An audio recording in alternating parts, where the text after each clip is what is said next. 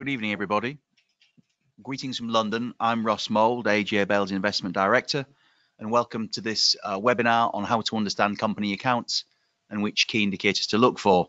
Just a little bit of administration, if I may, before we begin the presentation, which I hope will last for no more than 30 to 40 minutes, leaving you plenty of time for questions before we wrap up at 7 o'clock. You can ask your questions at any time during the presentation in the questions box within the control panel on the right hand side. Only we here in London can see them, so there's no need to be bashful, and a selection will be chosen to answer at the end of the presentation in that Q&A session. But we've also had one or two in advance which were excellent questions, which I'll deal with as well. Please, if you have any technical problems, heaven forbid, report those in the questions box as well, and you will receive an email around an hour after the completion of the webinar asking for feedback and also providing you with information on where to find today's slides. So you will be able to get those.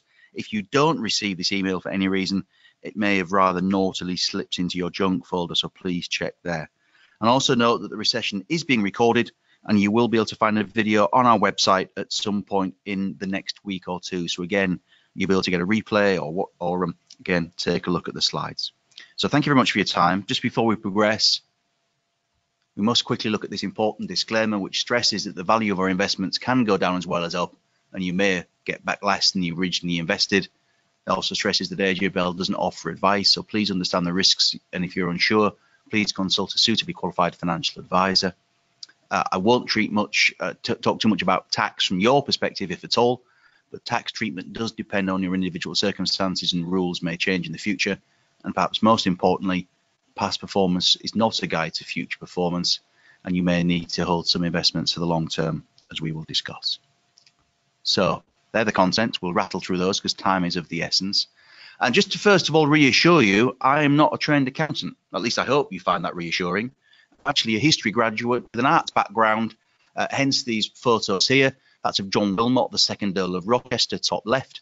A 17th century poet from the court of King Charles II. He was one of my specialties at university, and a film of his life starring Johnny Depp, the man in the bottom right hand corner, called The Libertine, came out in around 2005. So I'm a history student, an art student. I'm not a trained numbers person, but I have worked in the financial market since 1991. I'd like to think I've learned a lot since then as a fund manager, investment bank, journalist, as editor of Shares Magazine, and no investment director at AGL. But it can be done. You're not bored to this. You can learn it and you can make it up. So let's start with the basics, shall we? All company accounts come in three parts, all interlinked: the profit and loss account, the cash flow, the balance sheet. Now, generally speaking, companies will present them in that order, whereas I would politely suggest that you should read them in the reverse order. So you'd look at the balance sheet first, the cash flow second, and the profit and loss account third. Because in the end, if there's anything going to go wrong, and let's face it, investing is every bit as much about protecting your downside as maximizing your upside. The balance sheet's going to show it first, the cash flow's going to show it, the P&L, there is room for maneuver there, as we will discuss later. Now, companies have to publish interims and full year numbers at the very least, and some may publish trading statements in between as well if they need to. So there's no actual obligation to do so unless any numbers coming out are due to materially come in above or below previous estimate. Now, the thing to remember here is that these figures are a snapshot, no more than that. The profit and loss account and cash flow will cover a 3, 6, or 12-month period. The balance sheet will be dated as of one particular day in the calendar at the end of the half or the end of the year. So they're just a snapshot. It is by no means the be-all and all for an entire period of time. So that's the first thing that you've got to bear in mind. And therefore, management teams have got will have every incentive to make things look as good as they can. Let's face it. They may have shares, which means they want their share price to go up. They may have options, which also means they want to talk up their share price. They may want to keep their banks happy and reassure them that the balance sheet looks good. They want to keep their pensioners happy and reassure them that the company is well funded. They may want to just keep shareholders happy by getting the share price going up so they don't get the stack. So management teams have lots of different incentives for wanting to put what could be seen as a positive gloss on these numbers. And because they only cover a small period of time, there is some opportunity to do so. And particularly with regard to this point in the bottom right-hand corner here, one thing that we must be aware of is the difference between adjusted numbers versus statutory numbers. Now, statutory numbers are ones that abide by generally accepted accounting principles, but in more and more cases, more and more companies now present adjusted numbers, which you could loosely describe as earnings excluding bad stuff, or earnings before bad stuff, EBBS. And it is a way in which some companies can put a positive gloss on things, as we will see. And it's certainly, in my 27 years in the market, become much more prevalent over the last 3 or 4 years. And I would suggest in some cases that the quality of financial reporting is as bad now as I think it ever has been. Yes, reporting accounts are longer, statements are more detailed, but I actually think they're much more confusing and in some ways actually tell you less. They certainly take an awful longer to read. Kingfisher's numbers are due out on Thursday morning. They're going to probably publish 3 sets of numbers. Reported for sales, not profits, for sales.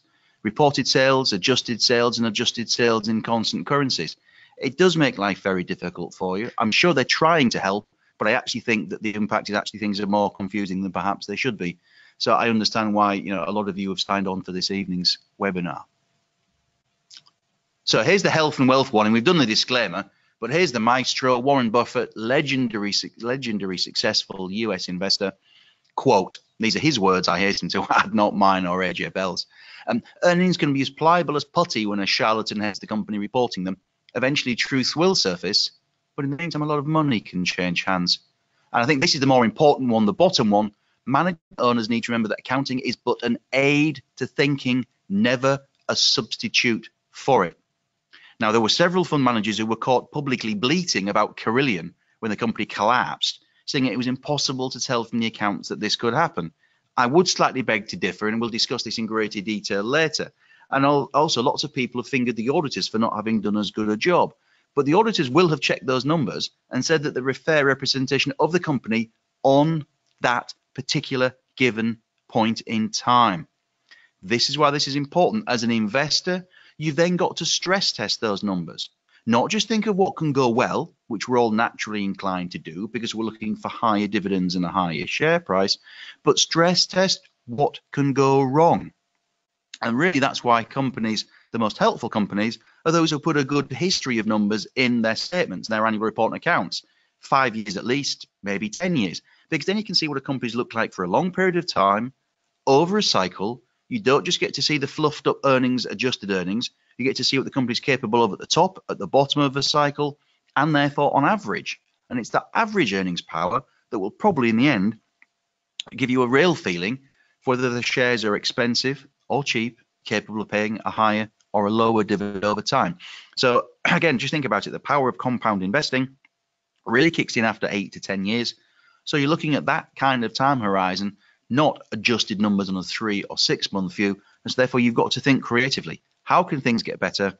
How can things get worse? Not, this isn't a matter of pure imagination like Willy Wonka and the Chocolate Factory, but it is a matter of stress testing figures, remembering they cover a very, very short period of time in what you hope will be a very long history for the company in question.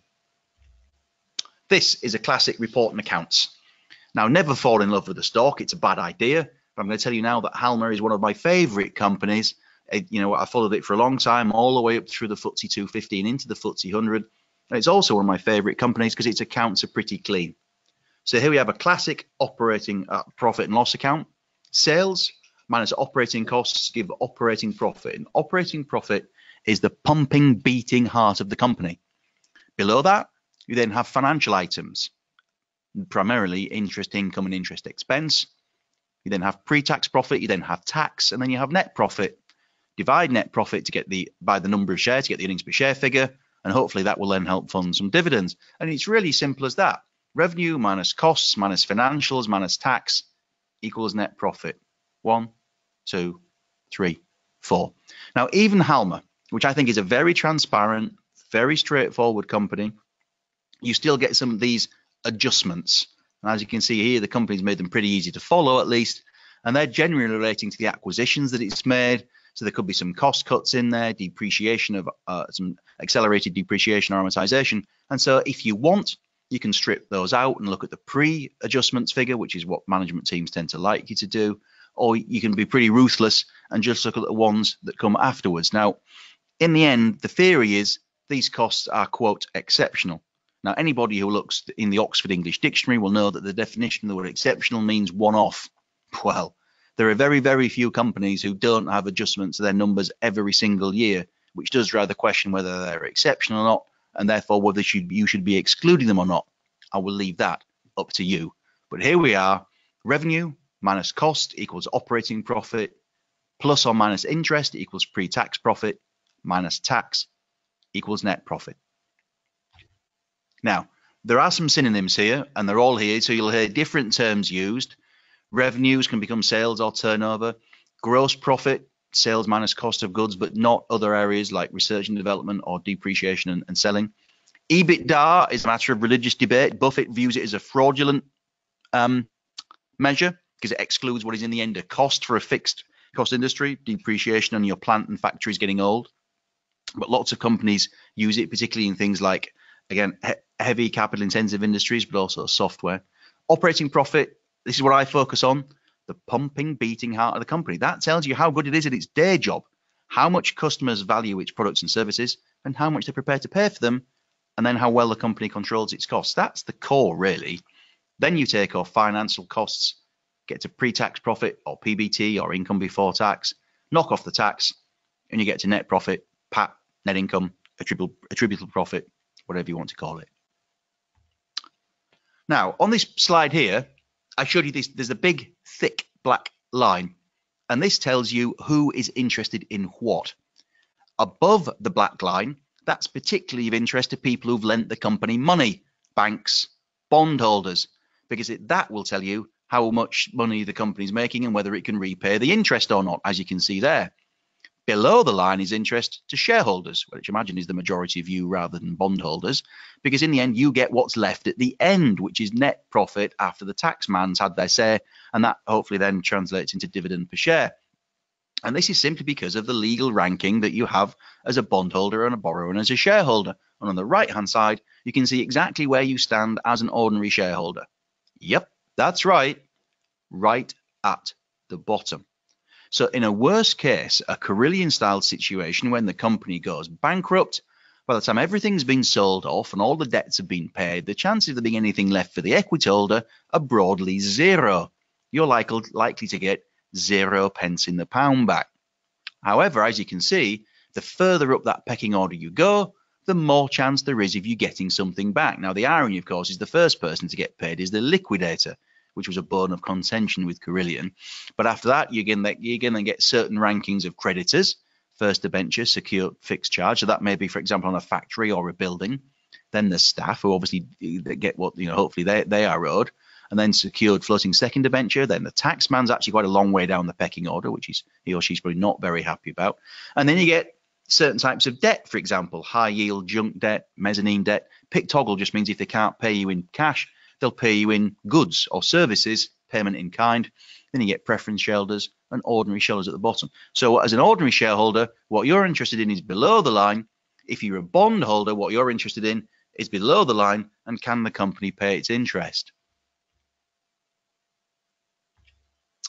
And in the end, paying interest is pretty important. Paying dividends for shareholders is very important, and that's funded by cash flow. Now, the cash flow is the second part of the P&L of the company's accounts, and it has 3 main parts. Cash from operations, cash from investing, cash from financing. So the operations, again, is the day-to-day business of the company. Investing is how it then uses that cash to develop its competitive position and invest in its business.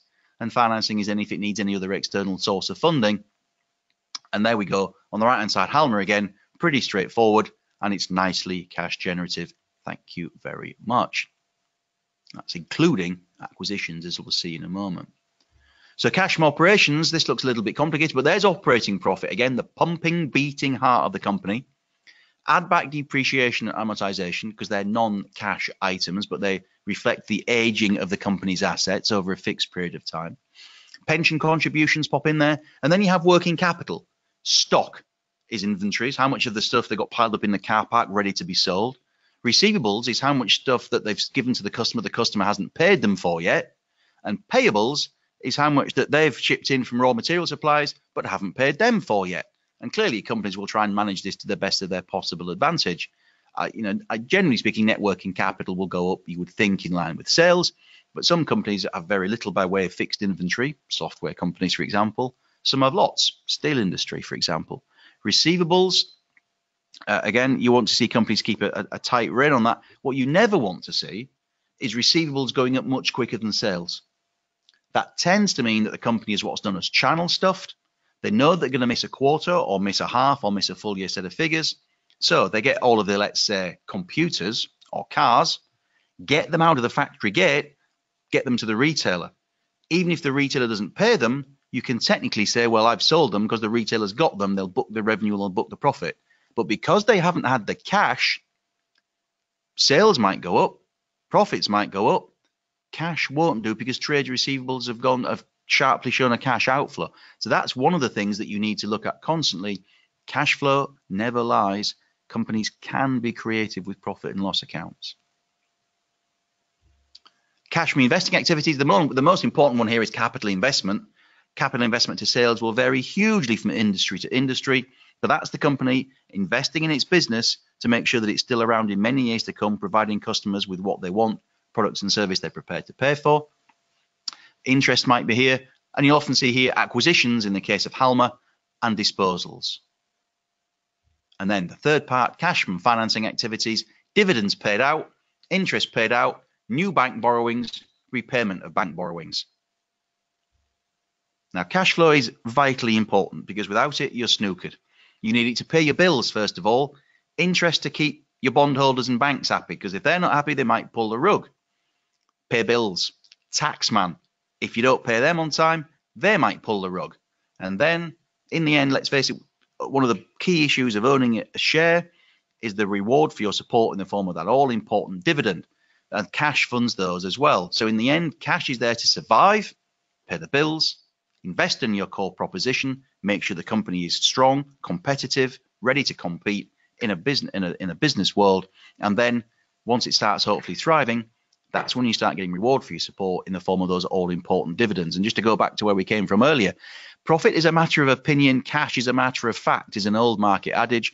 And one question we've already had is how much room for maneuver do companies have when it comes to making their numbers look better than perhaps they could do? The amount of room is really quite considerable. They can book revenues aggressively, not receive the cash. It's very easy to boost profits. You cut investment, you cut marketing, you boost your profits in the short term, but in the long run, you're doing yourself enormous amounts of damage. They can get a little bit creative with their tax charge, for example. They can start playing around with their depreciation and amortization rates and pretend that, and argue that their assets are lasting longer, so they don't wear out as more quickly, so they need to spend less and depreciate less. There are lots and lots of ways in which you can do it, none of them necessarily to the long-term benefit of the company or therefore the investor, even if they are potentially to the short-term benefit of the profit and loss account, the share price, and dare one say cynically, the management team's share options and shareholdings. Now, this bottom right one is more a matter for religious debate. And I know, for example, lots of investors in tech stocks, biotech stocks, and growth and momentum funds and companies just won't agree with this. But Mark Cuban's a billionaire, so he's not daft. I believe dividend stocks aren't much more than baseball cards. Or non-dividend stocks, I should say, are not much more than baseball cards. They're worth what you can convince someone to pay for them. Now, that's his view. It's one I have some considerable sympathy with, though the success in recent years of stocks like Tesla would obviously lead you to argue otherwise. But it just shows the importance of cash. If there's no cash coming out, you aren't going to get a dividend. And it's dividend reinvestment and the compounding power of that really makes equity ownership stack up over the long run relative to other asset options. The balance sheet. Just like the cash flow, it's got three parts: assets, liabilities, and shareholders' funds. And as you can see here, the two net off to provide the other. So you take off from assets, liabilities, and you should net or add up assets. Add up liabilities and shareholders' funds, and you'll get to assets, as you can see here. And again, you have different types of assets: non-current assets, fixed equipment and plant; current assets, generally cash and investments; current liabilities, short-term borrowing; non-current liabilities, long-term borrowing and a pension deficit; and shareholders' funds, that is the net assets of the company. So if you were to take all the assets and sell them, pay off all the liabilities, The shareholders' funds figure is what's going to be left. That's why it's done as net assets. That's what you would own if the company was to be, in theory, wound up. If management team was just to say, fed up of this, let's just pack it in, then that's what's left, and that's net asset value. Now, it used to be hugely important many years ago. Benjamin Graham, Warren Buffett's teacher, preached the importance of buying stocks for less than 1 times asset or book value, because it was like picking up dollars in the street for 80 cents. It's harder to do now, partly because there's more research out there, and partly because more and more companies are, frankly, less and less tangible. A software company's got virtually no assets at all. In fact, if anything, the assets are people, and they've got legs, and they can just walk off in any direction. So in that respect, it's not as easy as it once was, but it is something that's always worth bearing in mind, particularly with a manufacturer, particularly during the trough of an economic cycle, when you're near the bottom, the company's losing money. You can at times find stocks that trade at or near book value, and they can be tremendous bargains. So here's Halma's balance sheet. It looks complex, but again, it isn't. Just shows you the different type of assets. Non-current assets, PP&E, plant, property, and equipment. That's the main one. Goodwill is the premium that they've paid relative to a company's value, book value, equity value, to buy it. And then current assets, inventories, trade receivables, cash. Current liabilities, predominantly debt and trade payables. Non-current liabilities, pension deficit, debt, and then they net off. And that's where you've got your equity figure from, what again will be left if, and it obviously won't happen, Halma were to decide to liquidate itself because it can't be bothered anymore. So that's pretty much how a balance sheet looks. But again, all of those lines there tie into the cash flow statement. So if inventories go up, cash goes down. This is double entry bookkeeping. Every action has an equal and opposite reaction. Inventory up, cash down. Profits up, cash up, equity up.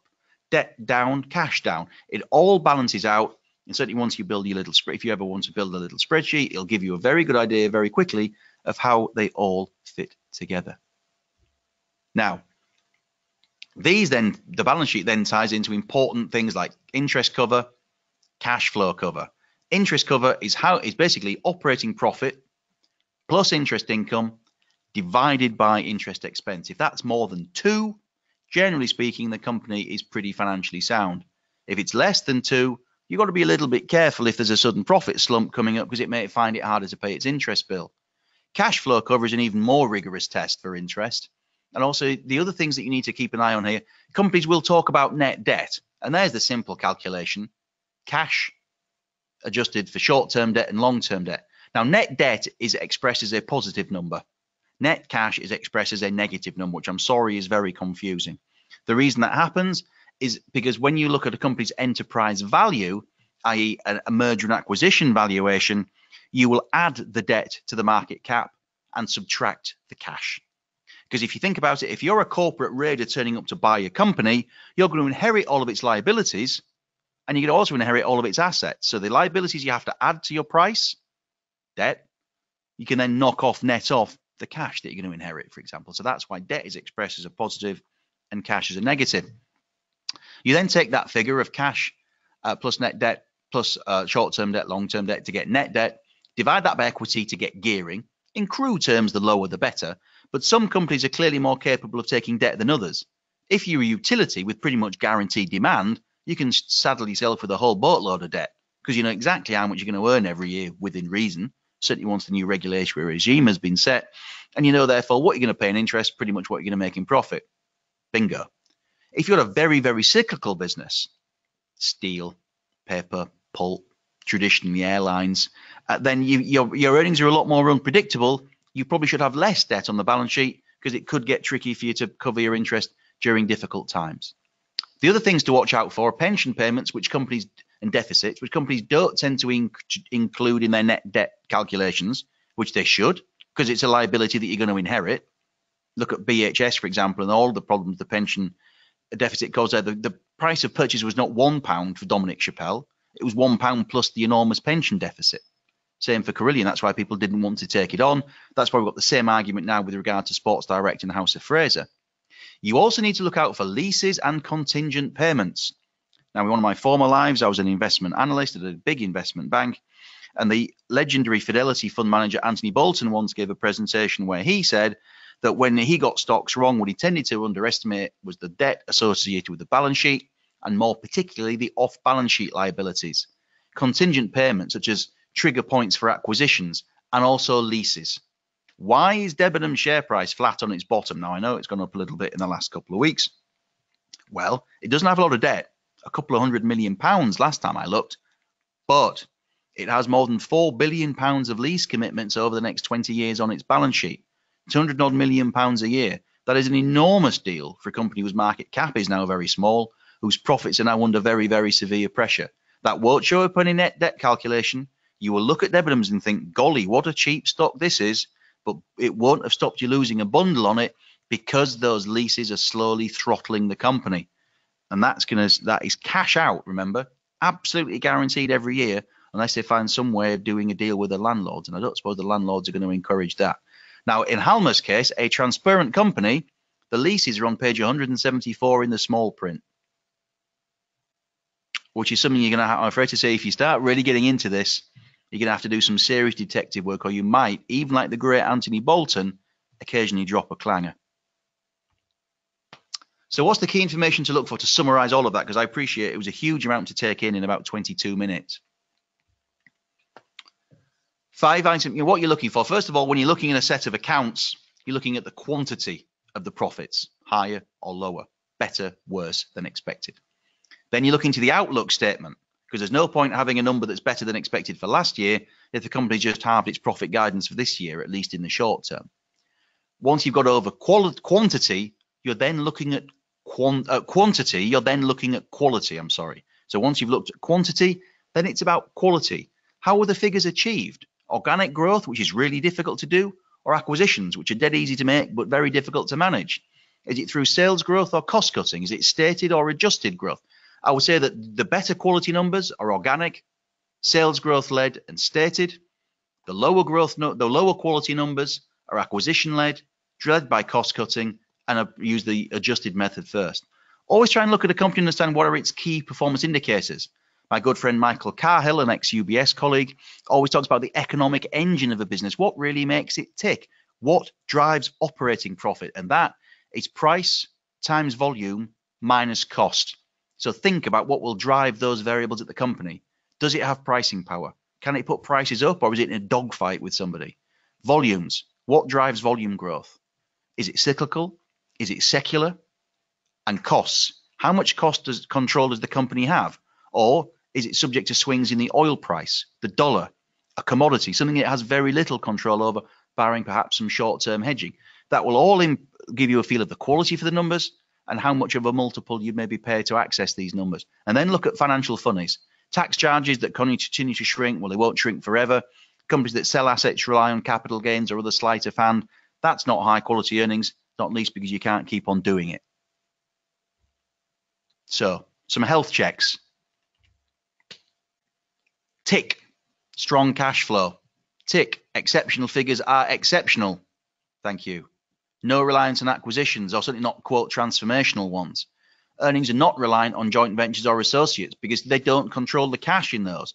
That was Vodafone's big problem with Verizon Wireless. It was a huge percentage of their profits, but they couldn't take the cash out of the joint venture.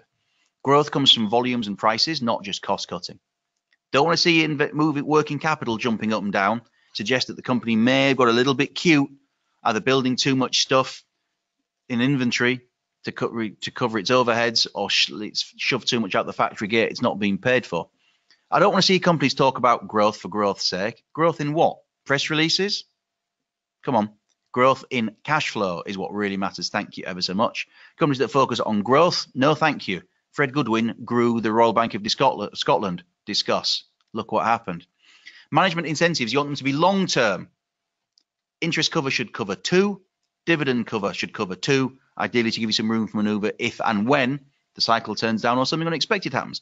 Warren Buffett says he doesn't like companies that make the numbers every single half or year because it makes him think they're up to no good and cooking the books. He likes to see the odd stumble because it shows that they're not up to no good, but also it means that they are aware of their own failings, keep interest cover and dividend sound, so they have a buffer against the unexpected bad news, which, let's face it, that's what life's all about, right? The naughty list. Any company that describes things as broadly in line with expectations is playing with you, because obviously, therefore, they're not broadly in line on a short-term basis. Companies that talk about, oh, it's all going to be okay because the second half's going to be fine, or the second half's weighting is higher than normal, they've probably got the prema out and are hoping for the best, so you need to be a little bit careful there again in the short term. Reliance on acquisitions, especially if they're described as transformational. Transformational generally means we've overpaid for it, but we really, really had to have it. We really, really wanted it, so we bought it anyway. Sorry. Weak cash conversion is not good. Regular exceptional items, it's just not a healthy sign. Unusually low tax charge because it's probably not sustainable.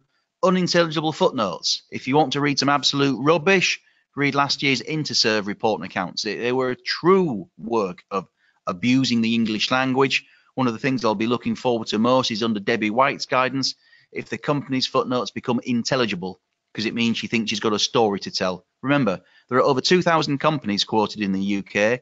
You don't have to play. If a company doesn't make it easy for you to understand, move on. That leaves you with 1,999 others to choose from. Fear of missing out is not good. Fear of losing your money is what should drive you. And if the company doesn't want you to understand, there may just be a reason for that. Regular restatement of the historic accounts means it's hard for you to get a real feel for what's going on. Or a really good one is companies that make a big noise about a particular piece of data and then they stop using it. Probably means it's not worked out quite as they planned. Off-balance sheet liabilities can be frightening. Look at leases particularly. And short-term management targets that are too easily reached, or ones that are based on adjusted numbers, well, that obviously potentially leads the unscrupulous in temptation, as then they start looking at adjusted numbers to drive stock options, share price triggers and packages, and that can lead to short-term behavior, which can be good, but only to the detriment of the long term through perhaps low investment or for example, share buybacks funded with debt that leave the company loaded with debt, which it has to repay at some stage when it's got nothing to show for the cash that's gone out the door. How profit warnings can happen. Management teams are human. They don't have a crystal ball.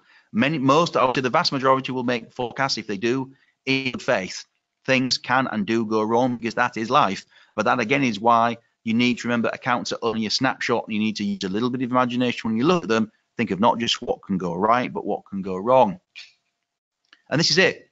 Give Mr. Cahill again. Price times volume minus cost equals profit. So think about what can drive those. As you can see here, it's a huge long list of things once you get into it. Key variables, well, the economy, industry dynamics, competition, market share, product cycles, product mix, raw material costs. Do you have a big customer who's more powerful than you, can smash you down the price? Do you have a big supplier who's bigger than you and can smash you down and drive prices up on you? It depends on a few big contracts, currency movements, the weather, for heaven's sake. You know, in the short term, you've got to be wary of paying a big valuation for a company that says, oh, the weather rubbish, because you're going to get huge variations in short-term profits because nobody can predict the weather. Watch particularly for operational gearing. How much profits change relative to a 1% change in sales? And financial gearing, how much debt there is in the business. Individually, they're not too bad. Combined, you're going to get a roller coaster ride and you're going to have to be prepared for that. Doesn't mean the company's going to go bust, but it probably means it's stock to rent rather than stock to own. There will be huge cyclical upswings and there'll be huge cyclical downswings. If you want to try and time those, well, good luck to you, but it probably won't be very easy. And here's why volumes matter. This example again given by my friend Michael Cahill, his excellent book, the title of which is at the bottom there. This is a company where we've imagined that its fixed costs, its costs are all fixed, 100%. So there's no variation in its costs according to how many widgets it sells, which we know clearly isn't right because the widgets were made of metal, you need to buy the metal in. But let's just say, so here we have £3 billion of sales, £2.7 billion of costs, an operating profit of 300 million quid. Knock off interest, knock off tax, net profit 182 million, 100 million shares in issue, earnings per share 182. They're paying out a lovely dividend, 90p, twice covered. Fab.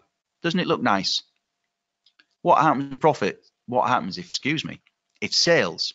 What happens if prices drop by 5% and sales therefore drop by 5%? You lose 150 million pounds of sales, but your costs stay the same. Your profit halves. You still have to pay the debt. You still pay some tax. But oh my goodness me, your net profit's now just 61 million, down by 2/3, and your dividends not covered for a 5% move in prices. That's why pricing power matters.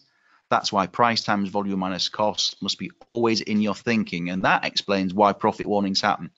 Companies can give forecasts in good faith, but if some swine comes in and starts cutting prices left, right, and center in a very capital intensive business, it can make life really tough.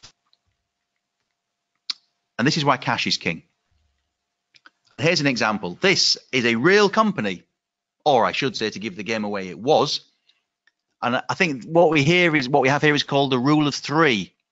If a company's sales, operating profit or EBIT, and cash flow all roughly move in the same direction at the same time, I would view that as a pretty clean set of accounts. If you see a company whose sales and profits grow but cash flow doesn't, or the relationship between the three is tenuous at best, there may be something funny going on with the accounting. Connaught was one example. That went bust. This is another one. And as we can see here, let's just look at the cash. Operating profit, adjust for depreciation, knock off the working capital and knock off CapEx.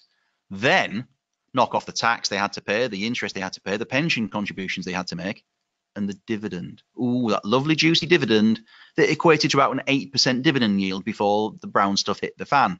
And as you can see here, just once in 6 years did this company generate enough cash to comfortably fund that dividend payment. So even whatever you thought, if anything went wrong, and look how thin operating margins were, if anything went wrong, the dividend was going to go for a Burton, and that 8% dividend yield was a fiction. This company, of course, was Carillion. So was it impossible to spot the dividend was at risk? On the contrary, looking at this, it was only a matter of when, not if something went wrong. So once those 3 hospital projects went south, they were in deep trouble. It was possibly harder to tell that the whole thing was going to come unstitched, but your downside risk was clearly enormous. Thin margins, lots of debt, big pension deficit, deadly, deadly combination. And the rule of three, the relationship between sales growth, operating profit growth, and cash flow growth, hinted that something very odd was going on, and they were having to work really hard to make the numbers stack up. So in conclusions, in the short run, the stock market's a voting machine. In the long run, it's a weighing machine. That's code for short-term profits will win, but in the long term, it's cash flow that really matters, because that's what funds the dividends and pays the bills. So votes, sentiment will drive the short-term share price. Cash will drive long-term valuation. And then you've got to decide, okay, quantity, quality, and that's where analysis comes in. And in the end, it's quality that will drive the valuation. You know, you can crudely say, look, if this company is growing faster than the UK market, I might pay a premium multiple for it. But it might not be able to do that forever because it's a cyclical company. If the quality is good, if dependability is high and the balance sheet is sound, that premium to the UK market may be sustained and also be reflected in the magic of dividend growth, which will over time drag the share price higher. So I hope over that 36-minute whirlwind tour, that gives you a feel for some of the key issues and some scratch and sniff tests to use when you start looking at individual companies. If that's what you wish to do, you may well come to the conclusion of this presentation and say, do I really want to do that when I come home from a day at work? I'd rather actually watch Coronation Street. And there is no shame in saying that, because it's hard, as we've just proven here. It's just not easy. And if you think it's too hard, that's why there are fund managers to do it for you, or there is the passive fund option. What you then obviously need to address is, do they feel it, what you represent, what you believe is value for money relative to the time that you are saving for yourself and the performance that they are providing you with over time. So just before we start some of these fantastic questions here, we've already hopefully addressed the top one. What flexibility do company accountants have to manipulate the figures? Well, I've hopefully given you a few clues. Discussion points here. Optimal balance sheet funding position, debt equity split. As I suggested in the presentation, that depends on the industry. If you've got limited operational gearing or very, very visible, very, very reliable cash flows, you can have a huge amount of debt and very little equity. If you've got very cyclical revenues, very cyclical profits that can swing around a lot, where you've got limited pricing power, limited visibility, you probably want more debt than equity. So again, it's a matter of horses for courses, I would say. And again, people will probably pay a little bit higher multiple for dependable earnings than they will for volatile ones, particularly if there's debt involved. How many companies initiate share buybacks at the wrong time and pay too much for their shares? Wow. Generally, most of them, I would politely suggest. And I would tell you that because if you look at the numbers, and we can aggregate them for you, I might even do it as a weekly. Share buybacks peaked in 2006, 2007 when the market was at its high, and troughed in 2008-9 when the market was at its low. What more do you need to know? Share buybacks are back near record levels right now. What more do you need to know? I don't mind share buybacks. There is a place for them, potentially, but they only work if the company is already investing everything it needs in R&D and CapEx to be competitive. If the company's no further need for the money. If it's not borrowing to do it and gearing itself up. And if it sets a very firm price above which it will not buy back stock because it is buying them back expensively. Next, God bless its cotton socks, sets a limit for its capital, for its buybacks, and says, above this level, we will not buy. That is how it is done. Just think, most companies, now I'm not going to name names because this is being recorded, buy stock back willy-nilly. Just think what it would do to your portfolio, or what you would think if a fund manager did that, and didn't care whether they paid £9 a share or £6 a share. Absolute stupidity. Your performance would suffer, and you'd probably sack the fund manager. So why is it acceptable for companies to do it? It isn't. So companies often do share buyback programs at the worst time for the dumbest of possible reasons. So don't just accept blindly that they're a good thing. Apply those criteria first. Second question I've got here before we move on to the ones I've got in front of me. I can read company accounts but choose not to. Well, as we've just gone through, it's a time-consuming process. I know I'm sad. I do actually like going home and reading the report and accounts, but it's an acquired taste. Therefore, I stick with collectives, usually investment trusts. I do look at investment trust annual reports, but what might I look for in their accounts? Okay, I would say that there are probably 5 things here. Net asset value, because then you can look at the discount or premium to that to which the shares trade to give you an idea of whether the trust might be cheap or expensive. Dividend policy, and also you then want to look at trend in NAV and trend in dividend to give you a feel for the company's long-term performance. Gearing, does it use a lot of gearing to goose up performance, which is great when things are going up and terrible when things are going badly. Buyback policy, if there is one, if there's a certain, some investment trusts will automatically run a buyback policy if the discount to NAV gets too big. And also look at the board composition, because they're companies. You want to look at the board, their skills, their interests, their ownership of shares, and their independence to make sure they'll keep the company on track, keep the fund managers up to their job, and they have those skills relevant to make sure that the fund doesn't suffer from, the investment trust doesn't suffer from mandate drift. So I would say NAV, gearing, dividend policy, buyback policy, and board composition. And once you've been through those 5 things, you'll have a pretty good feel for what the investment trust is all about. Touch wood. Okay. Large hidden debts and liabilities were the cause of the collapse of Carillion. Where in the account should you look for similar warning signs? There you have to go to the notes at the back. Normally notes 30, 31, 32, 33. Look for leases, contingent liabilities, and other such related areas. Also look at working capital. You also need to look at when the debts are due. Any company will tell you not just how much it owes, but when those debts have to be repaid. That you can then run against their cash flow requirements and against the cash that they have, the cash you think they're going to generate, and frankly, can they afford the debt to repay the debt on time, or will they have to refinance? So it's detective work. It all looks like it adds up, but it's detective work. And look at Tesla, $2.3 billion of cash right now. It burned around $700 million in the last quarter. It's got 2 convertible debts coming up, bonds coming up, one for $230 million, one for $700 million. If the share price isn't above a certain level, Tesla's got to repay $1.1 billion to bondholders in the next 6 months out of $2.3 billion when it's already burning cash. That may lead the cynical to suggest, and I would hasten to add if his lawyers are listening, I'm not one of them, that may be why he's occasionally inclined to talk the share price up. So the share price is above the conversion rate and they don't have to pay the money back to bondholders, and instead the bond converts to shares. Where do we find a company's debt? That is in the liability side of the balance sheet. It will explain then in the notes further down the back exactly what the interest rate is when they're due to be paid back. So that's where they are. Is it possible to lose money if you buy shares underneath book value, assuming no fraud? Well, I guess you can do, because the book value can continue to shrink. If the company is losing money, book value will shrink over time. That's just accounting. So yes is the answer to that. You can. So you do need to be sure that if you are buying a company trading at less than book that it's losing money now, this is a cyclical problem and not a secular problem, i.e., say the steel industry going through a huge overcapacity that will eventually be resolved by somebody dropping out or cutting supply, and not maybe, say, the print media business where, frankly, people aren't going to then use some dead trees anymore. So you do need to look at, yes, that's a good starting point, but again, you need to use your imagination and just think about what could happen. If the thing stays in loss, book value is going to keep on going down, you're going to keep on struggling. What is amortization? What is goodwill? Yes, two questions, same answer. So if a company has a market cap of £100 million, I probably need to pay a premium for it to persuade you, the shareholders, to sell it to me. So let's say I bid 125 million, okay? And the company has book value of 100 million as well, or assets.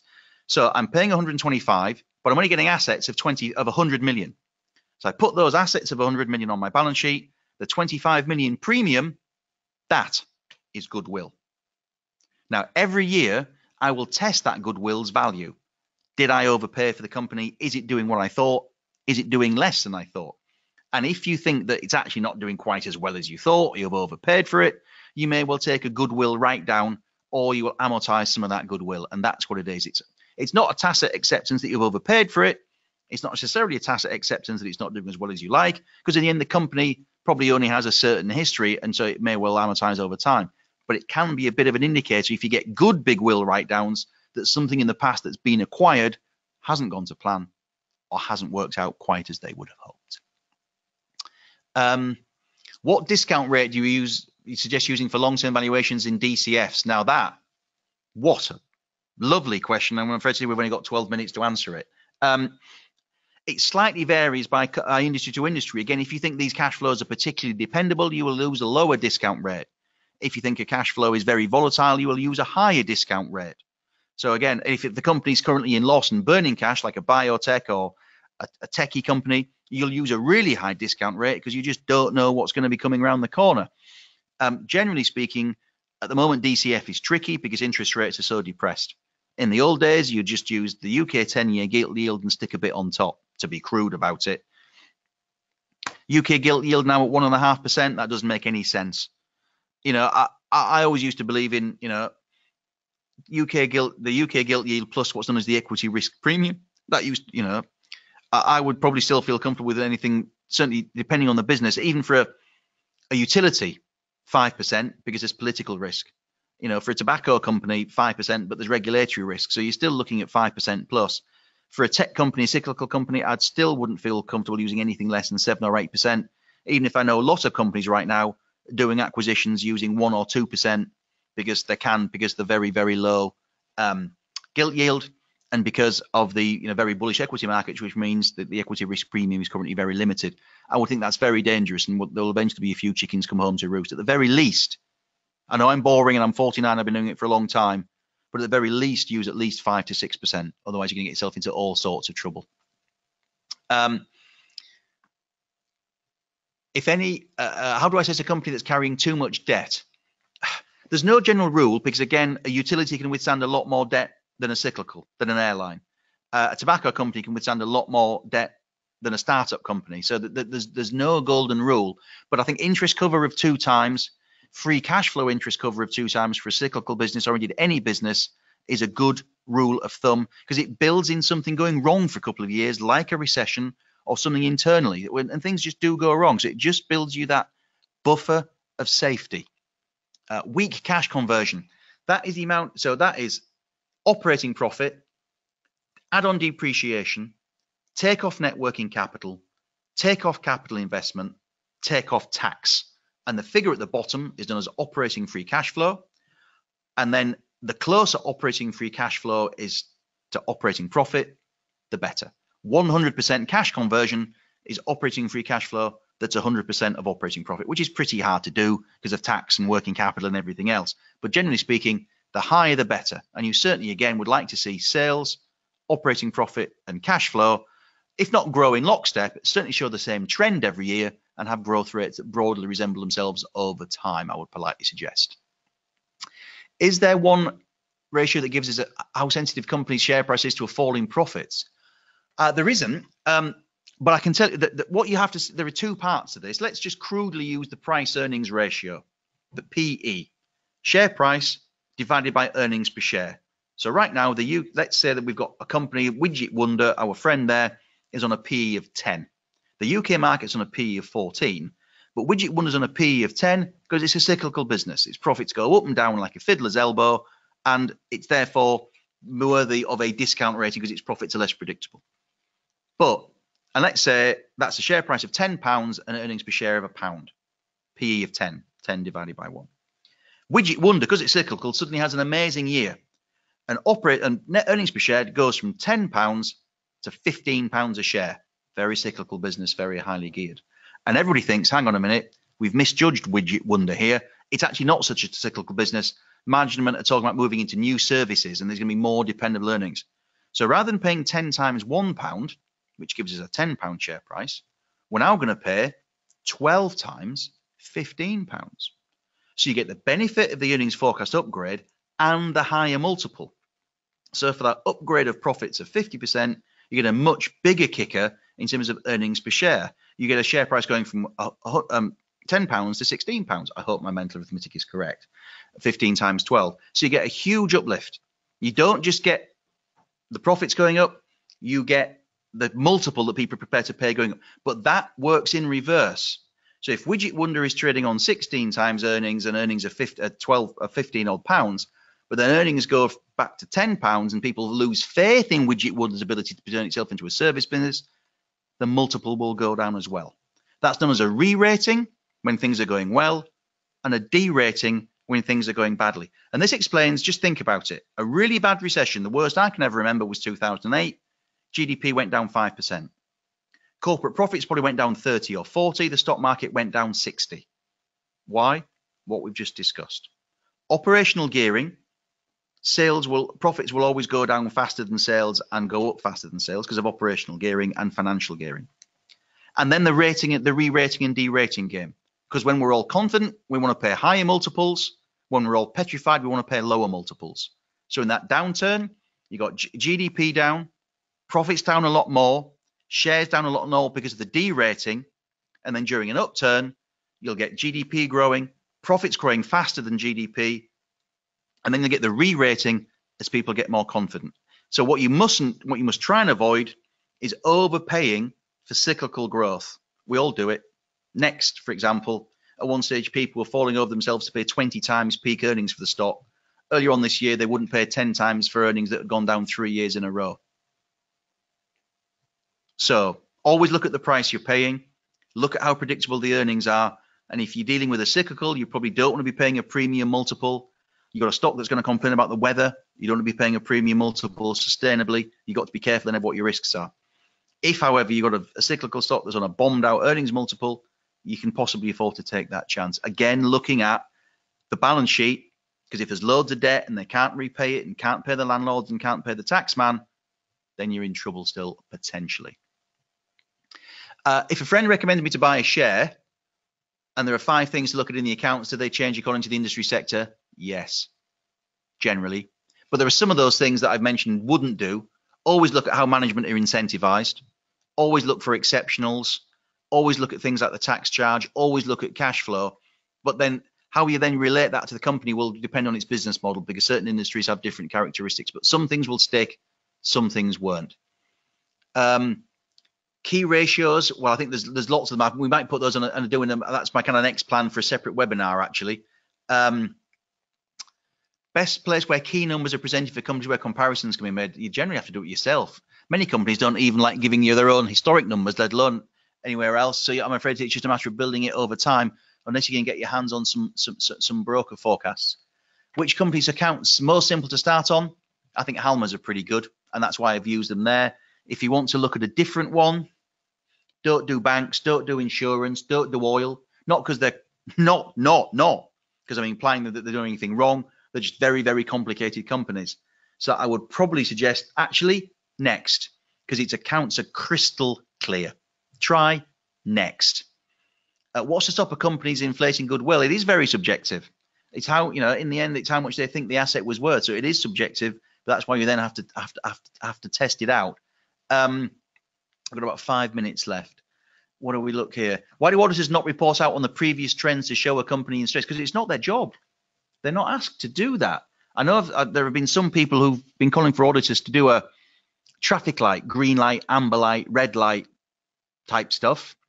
But at the moment, they're not asked to, so they don't. They say, is this a true and fair representation of the company as we stand today? Well, yes, we think it is.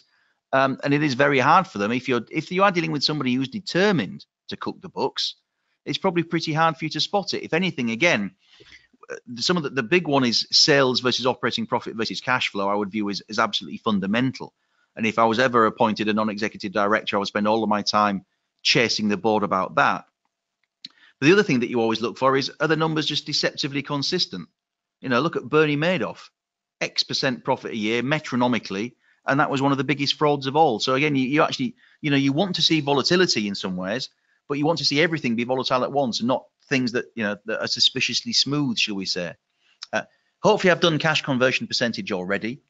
The disadvantage and advantages of PE, yeah, the disadvantage of PE is it does not tell you what the balance sheet looks like. Enterprise value multiples do, because they adjust the market cap for the cash and the debt. PE does not. That's why you have stocks like Debenhams that look cheap on PEs of 3 and 4 times that are just have in the last 12 months killed the portfolios because the shares have gone down because of the huge leases and contingent liabilities on the balance sheet. So PE is very, very deceptive there. It also is very deceptive. What do you do if a company's making a loss? There is no E. Then you have to look at things like book value, or you look at price compared to past peak earnings or probably mid-cycle earnings. That will give you a better feel. So PE is faulty, can be, because it's either based on a historic number that's going to move around a lot or a forecast number that's probably going to be wrong. So in that respect, it's not perfect. It is, again, a snapshot based on 1 year when really you're looking to own these shares for 8 or 10 years to get the benefit from dividend compounding. Again, you need to be looking at PE if you do, on mid-cycle earnings, if you're feeling really generous, peak earnings, and where you think that what PE you would then be prepared to pay given the business's characteristics. But a single year PE is prone to leading you astray, I would politely suggest. Any further recommended reading? Ben Graham's The Intelligent Investor is still a seminal tome, and I always learn a huge amount from reading Warren Buffett's letters to shareholders. They're on the Berkshire Hathaway website. You can read them all the way back to the 1960s, and they never fail to teach me something. And I've been doing this for 20 odd years, quite frankly. I would view those as really, really good, helpful ones. Also, just in terms of overall background, Howard Marks of Oaktree, the American debt fund manager, you can get those for free. They're really, really good. They're not necessarily accounting driven, but he's often right on the money in terms of key issues in the market today, right now.